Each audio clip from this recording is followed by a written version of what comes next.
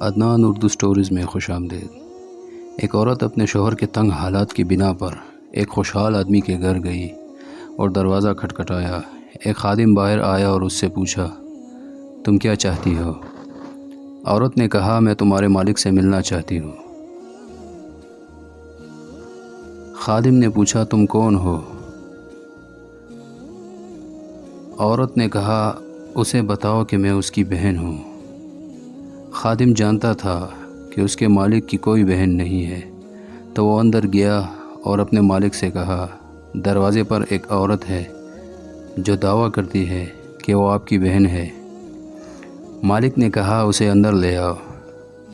عورت اندر آئی۔ مالک نے اسے خوش دلی سے استقبال کیا اور پوچھا، تم میرے کس بھائی کی بہن ہو؟ اللہ تم پر رحم کرے۔ عورت نے کہا، میں آدم کی بیٹی ہوں۔ خوشحال آدمی نے اپنے دل میں سوچا، یہ عورت واقعی بے یار و مددگار ہے، میں پہلا شخص ہوں گا جو اس کی مدد کرے گا۔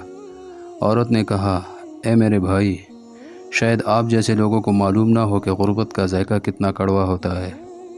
اسی غربت کی وجہ سے میں اپنے شوہر کے ساتھ طلاق کے دروازے پر کھڑی ہوں۔ کیا آپ کے پاس کچھ ہے جو آپ قیامت کے دن کے لیے دے سکے؟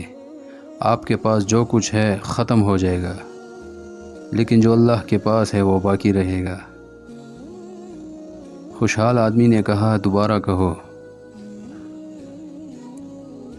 عورت نے کہا، اے میرے بھائی، شاید آپ جیسے لوگوں کو معلوم نہ ہو کہ غربت کا ذائقہ کتنا کڑوا ہوتا ہے۔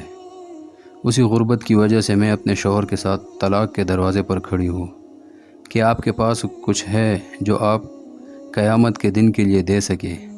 آپ کے پاس جو کچھ ہے وہ ختم ہو جائے گا، لیکن جو اللہ کے پاس ہے وہ باقی رہے گا۔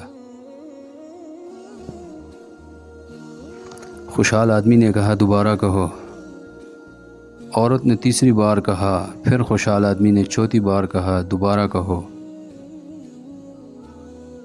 عورت نے کہا، مجھے نہیں لگتا کہ آپ نے مجھے سمجھا ہے، اور دوبارہ کہنا میرے لیے ذلت ہے۔ میں نے کبھی اپنے آپ کو اللہ کے سوا کسی اور کے سامنے ذلیل نہیں کیا۔ خوشحال آدمی نے کہا، اللہ کی قسم، مجھے تمہاری بات کی خوبصورتی پسند آئی۔ اگر تم 1000 بار بھی دہراتی تو میں ہر بار کے بدلے تمہیں 1000 درہم دیتا۔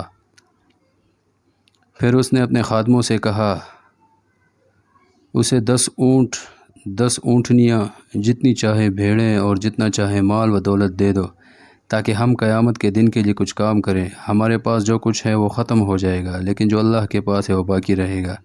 غریبوں کو مت بھولو، کیونکہ اللہ غنی